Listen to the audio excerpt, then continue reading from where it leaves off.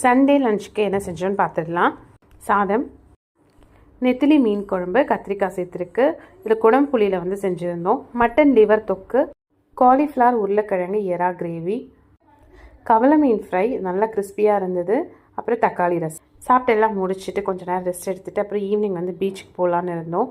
பீச்சில் அப்படி ஒரு க்ரௌடு, பயங்கர டிராஃபிக்காக இருந்தது. பீச்சில் இந்த கடையில் ஆக்சசரிஸ்லாம் நல்லா இருந்தது. சும்மா பார்த்துட்டு இருந்தேன். இந்த நெக் பீசஸ்லாம் ரொம்ப க்யூட்டாக இருந்தது பார்க்குறதுக்கு. கொஞ்ச நேரம் அப்படியே பார்த்துட்டு இருந்தோம்.